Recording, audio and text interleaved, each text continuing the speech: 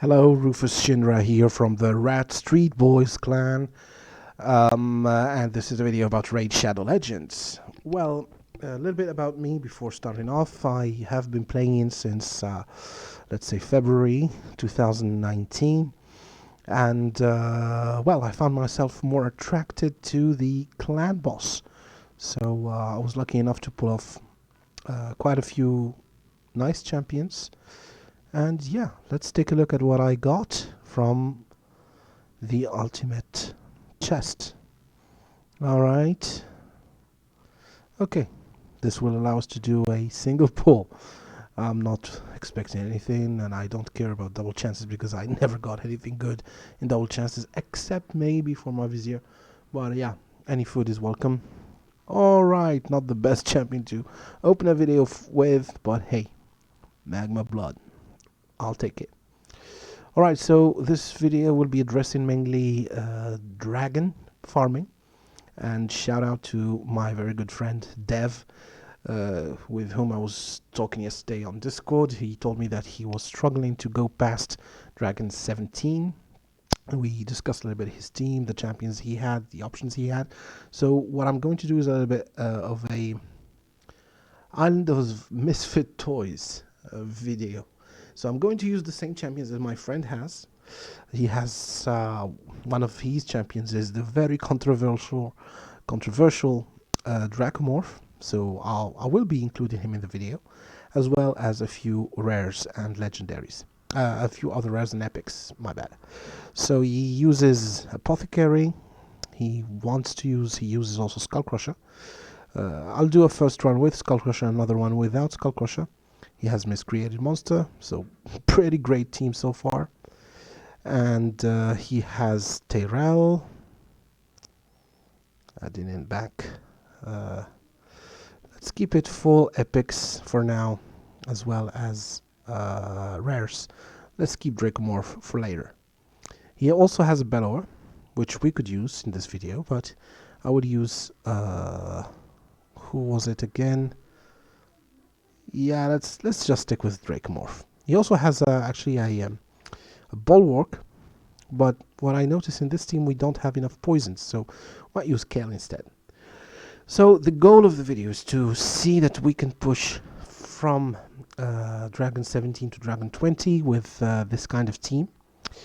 We will definitely struggle in the next levels because I think Dragons 19 is Red Affinity, but hey, let's go right ahead. So first of all, I would just go through their gear. So here we go. Starting with Miscreated Monster, I have him, as you can see, in not 100% end game gear. I just kind of slapped around some immortal pieces I had laying around, some of them good, some of them not so good. Pretty much what you could find in the vault, in the arsenal of any player that has been farming clan boss for quite a bit of time, which is the case of the majority of the player base. So yeah, HP on the gauntlets, on the chests, and speed on the boots, as well as a few secondary rolls of speed and pretty much anything I could find. This is not the best immortal gear I have. Just slapped around some pieces on him. Crit damage here, HP here, attack here. Ideally you would want to have HP all over, but yeah, just gonna go with this for now. So this is Miscreated Monster. Tyrell, I built him for crit damage and a bit of accuracy as well as some speed. His defense is okay, let's say it's just 3k defense. Normally you want him much higher than that if you want him to do some serious damage. I have him on lifesteal plus speed, so that he could sustain himself, although we could arguably say that there is not much need for sustain with Miscreated Monster, but hey, we're just using whatever we have. For Apothecary, since the poor chap has taken a back seat since I got my Arbiter, I have just some kind of random gear again on him. Just the some speed pieces with HP, crit rate, speed again here. I might roll this all the way, but let's not do it right. I don't know if I have enough silver. Yeah, we could try it. Let's see. let's see how my luck goes while I have time to explain further about how to build Apothecary. So if you have an Apothecary and you want to use him in dungeons, in arena, etc., what you want to focus on is, of course, you have been told this hundreds of times, it is speed. Speed on the boots and as much speed substats as you can find on the other pieces. Next, you want crit rate. If you can get it up to 100%, that's perfect. Crit rate, not crit damage, because crit damage does nothing for Apothecary. And you're not using him as a main damage dealer. You're using him to sustain your team and to boost them up, to buff them up. So my Apothecary now sits at about 219 speed, which is pretty good for dungeons. Most dungeons, actually. I could have him at higher speed. This fella was at around 270 to 80 when I was using him in arena before I had Arbiter. Now he's at well, what you see here. So he's pretty, let's say, pretty well fit or well geared to help us through dungeons, specifically dragons. Next we'll take a look at Kael. So Kael, I have a couple of pieces of accuracy and 4 pieces of speed. Pretty okay speed, high accuracy. Ideally it should be over 200 so that he can land his debuffs, and this is what he's there for. But since we're going through the waves anyway, I decided to give him crit damage and crit rate with crit damage gloves, attack, chest, speed boots of course, and some crit damage and accuracy substats with a crit damage amulet, HP ring, and accuracy banner. Let's see if we could roll this, but I'm running short on silver, so I'll leave it till later. So this was Kael, Apothecary, Miscreated Monster. Who else were we going to run? Tyrell, we saw him. Skullcrusher, my Skullcrusher is actually pretty well geared because this is one of my main pieces for the clan boss. He sits at 4.7k defense. I could push further, but this looks like nice. It's a nice figure for the team I'm running. 171 is the speed tuning, slow speed tuning for both Nightmare and Ultra Nightmare farming. And I'm starting to stack a little bit of crit and crit damage on him, so he can do some damage on the clan boss, and he's pretty good there actually. So yeah, the accuracy is what's bothering me with Skullcrusher, because now I'm using an accuracy banner on him. Accuracy is quite high, but I found a way to mitigate it with the Vizier, so it's not that much of a problem. The reason why I'm using this banner is because it's the only one that was giving me the actually I could take it off because I'm not using it for anything except defense and HP.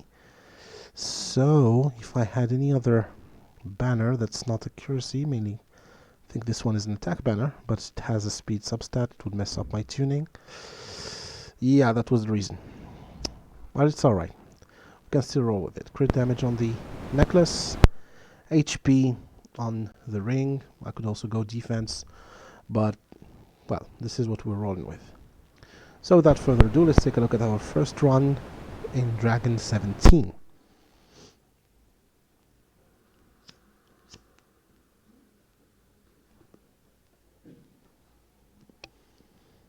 So right away, Miscreated Monster doing work, controlling the waves, putting on the big shields on the team, and the ally protection. Okay, so wave 2 should be a little bit harder because now Miscreated Monster's skills are on cooldown. My Miscreated Monster, by the way, is fully booked. So are all of these champions.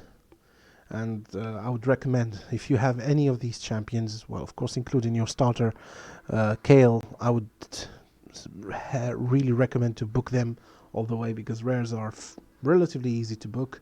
Epics, if you have Skullcrusher, try to book his A2 at least. Lower the cooldown so that he can be usable in clan boss. And Miscreated Monster, of course, benefits from all the books you can give him. Tyrell absolutely needs his books to be viable in all the modes.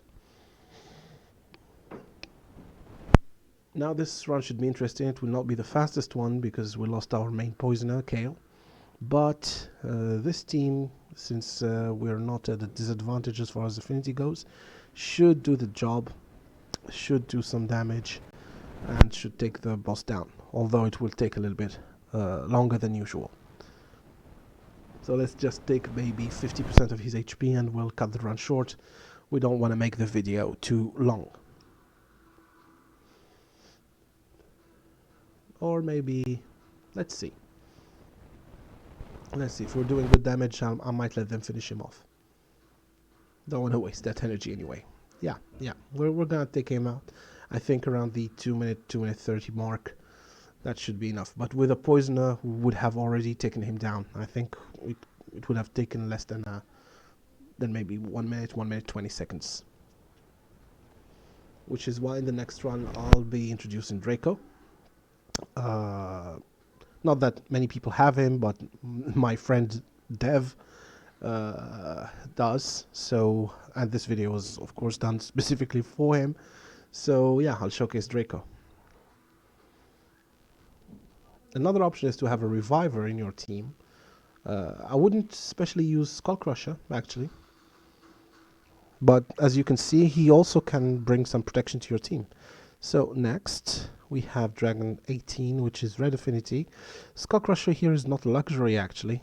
Kale is a little bit too squishy. But let's see if we can have a proper replacement for Kale. Not for Kale, actually, I'll keep Kale. Maybe we'll switch Skull Crusher with trying to pick an option that is not, that's both build and that is not super. Let's see what I have in my vault.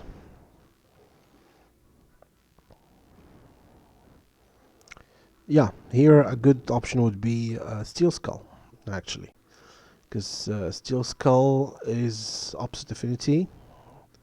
Mine needs a piece here, so I'll bring him out. You could also use Occult Brawler, although he will only be useful against the boss, but once you bring him there, he does the job.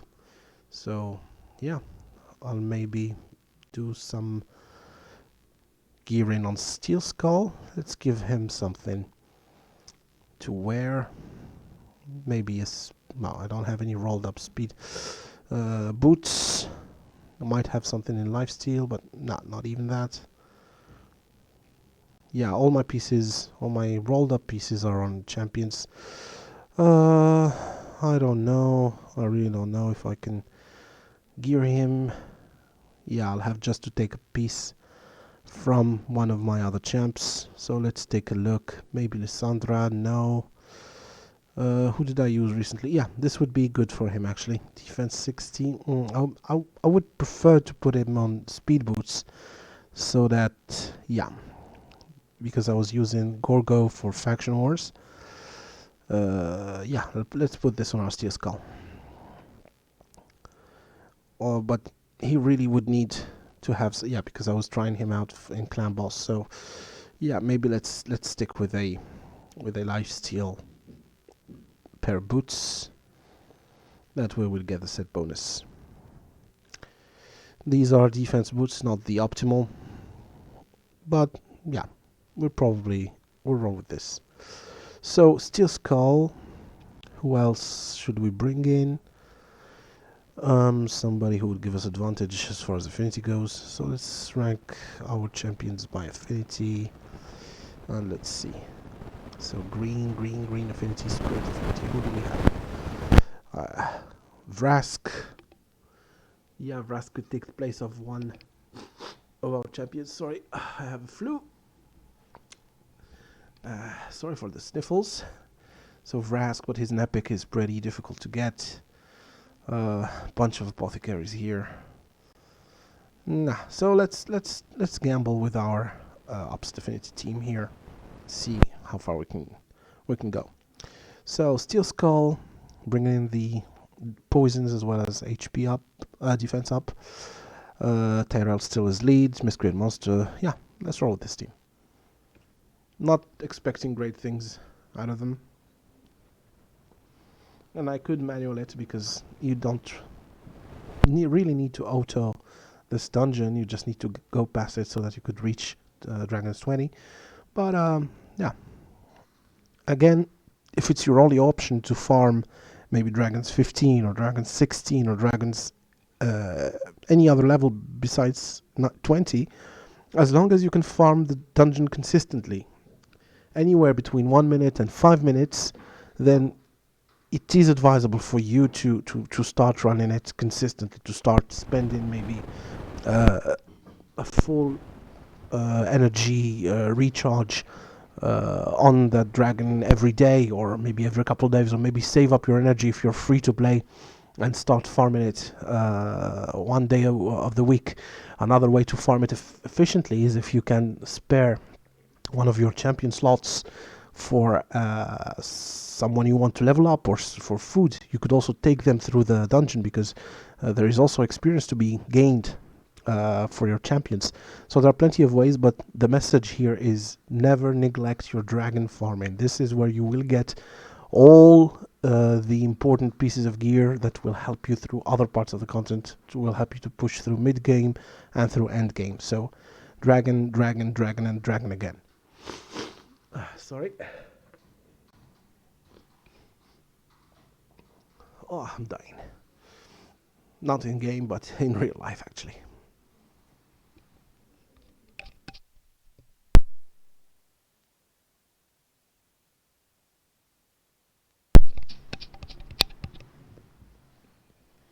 We should make quick work of the dragon here with our double poisoners, Kale and Steel Skull. So, yeah. Kale going in, Steel Skull's very slow. If he was faster, he would be landing those debuffs more frequently.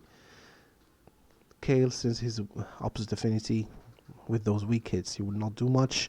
Tyrell, Tyrell's A3 doesn't do anything on the boss, but his A2 and A1 are pretty useful. Attack down and defense down do make a difference against this boss. So yeah, as you can see, we're fast enough to do damage before the boss can unleash his devastating attack on us. So now we're just getting the, let's say, the low budget version of Dragon's Breath. Alright, so we should be doing a round maybe 3 minutes 10, 3 minutes 15. Okay. And done. So 3 minute run. Nothing to be ashamed of, actually. And we got a piece of stalwart gear, my favorite, with a speed substat. This is pretty good, actually. For all, if it rolls twice on speed, twice on resistance, either way, I'd be happy. Just not a split run, so I'll keep it. Stalwart, minus 30% damage taken from enemy AoE attacks. Great in clan boss, also can be great in arena and in other places where you have to deal with those nasty, nasty, massive AoEs. Moving on.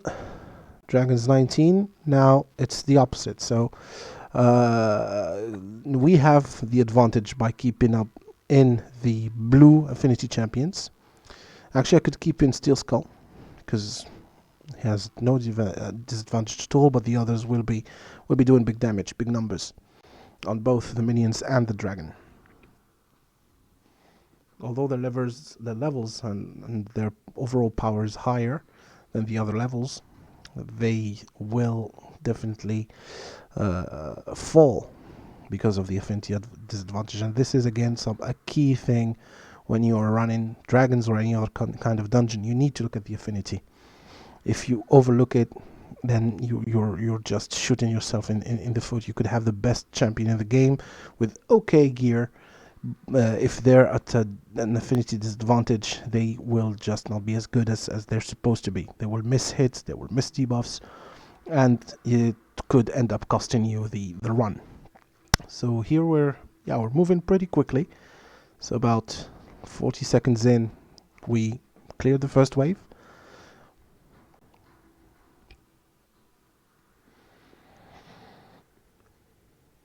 Let's see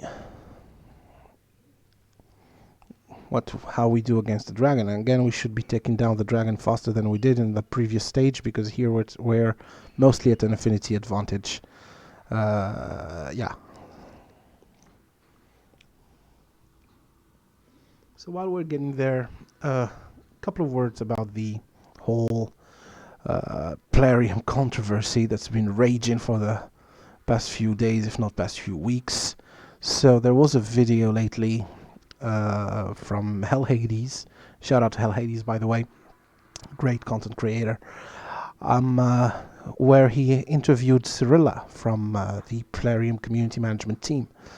Well, although they touched on some aspects regarding the new update 1.13 coming out either tomorrow or the day after, Plarium still don't seem to understand that the main issue here is not what happened with Dracomorph, what happened with Cartman, or the way that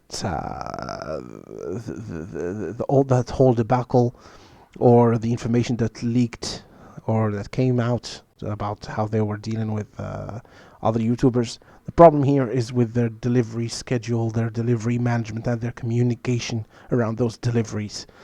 You promise something, you deliver. That's how any kind of company should go about doing business with their customers. You promise features, you give us a roadmap regarding those features.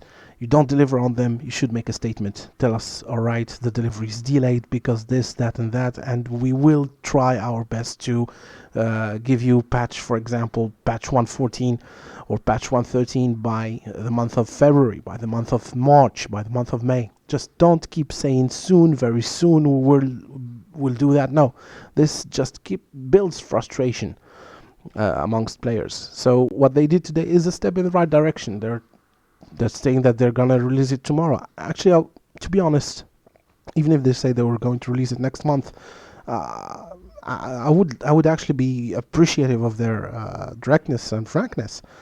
But it's too little, too late. Hopefully, they will learn from their lessons and they will give a proper delivery schedule. Okay, so Dragon's 19 done. We got an attack percent per or lifesteal boots, not 100% usable, so I'll be selling this one. And now we'll move on to the last stage, to Dragon's 20. And here I might replace my Steel Skull with a Dracomorph. Or I might keep Steel Skull. Now he's at a disadvantage, so I'll definitely swap him out. Either Dracomorph or Skull Crusher. So I'll put in Dracomorph. Dracomorph here, I'll just show you his gear. He's also not geared in any good gear at all. Well, it's still a Relentless set, but it's not the best Relentless set I have. It's just one that I slapped in together to see what he could do, because I was doing some experiments on Spiders 20 with him. But the main idea with Dracomorph, if you're lucky enough to pull him, or to have Plarium gift him to you after... no, I will not say that. Alright, so you need to put him in accuracy. Have as much accuracy as you need for the content you're tackling. For dungeons, 200 is fine. And have him pretty fast, actually, because he benefits from speed. If you can stack crit damage or crit rate, that's also good. Basically, Dracomorph, you can't go wrong building him as long as you have enough accuracy and speed. Do whatever you want, man. The champion is that good. He can shine anywhere you put him. I have almost fully booked him. I think I'm missing one book here. I might do that just today, actually, because I got a book from the Clan Boss Ultra Nightmare chest. So let's run Dracomorph and see if we can do Dragon's 20 with this team. Actually, when I first did Dragon 20, I might have done it with a similar team. Although, to be quite honest, I have Xavier, and I'm mainly using Poison Burst on most of my dungeons, especially dragons, because he's weak against force, and Xavier has my Xavier actually she's awesome. I just love her. But you can use any strategy you want. The way to go about dragon, as you saw, is just clear the waves as fast as you can, keep your poisoners alive, and then start nuking away at the dragon and chipping away at his HP with poison. This is the most standard, easy way to go about dragon. But again, it's not the only strategy. If you have a cold heart, you can use her. If you have any kind of other champion that takes away big chunks of HP, like Royal Guard, you can also use them. So it's a pretty standard boss. It's a no-nonsense boss. Just need to be strong enough, to reach him and to clear the waves, which are the real challenge in this dungeon, then the boss is it's not the main challenge here. Alright, so these two Hordens can be pretty nasty if you don't get rid of them quickly. Hopefully we'll be able to do that. Alright, we're at the boss at 1 minute 25, which is okay, I'd say. Not great, but okay. If we didn't have Dracomorph, we would be struggling against this boss, to be quite honest, but as you can see, he places poisons like crazy, and the other champions will be there to sustain and support him.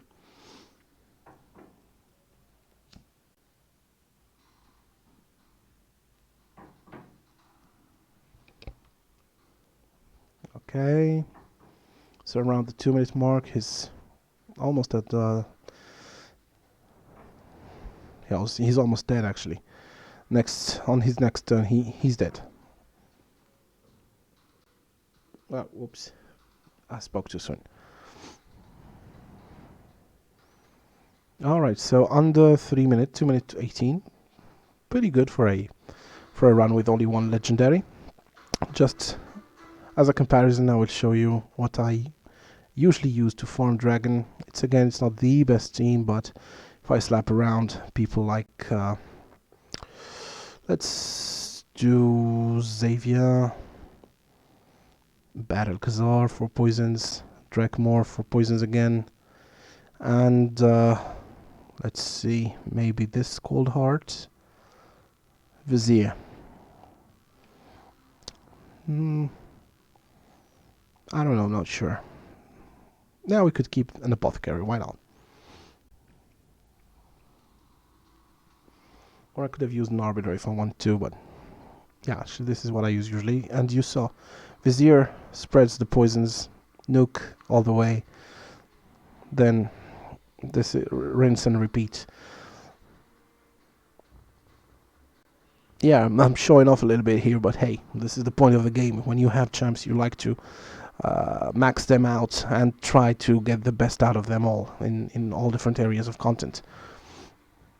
So they're trying to snipe out my Draco, but it doesn't matter. You take him out, you don't take him out, you're dead either way. It's just a matter of when Xavier will trigger her Death Catalyst. Pretty much the same strategy here. If Vizier decides to come through, he will extend the poisons and hopefully will be able to one-shot the big guy. He didn't extend, but that's alright. Maybe he'll do it on this turn. Okay, so the dragon is dead. 1 minute.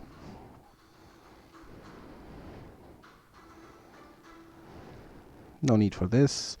Alright, so this was my Dragon 17 all the way to 20 guide using epics and rares with special guest Dracomorph.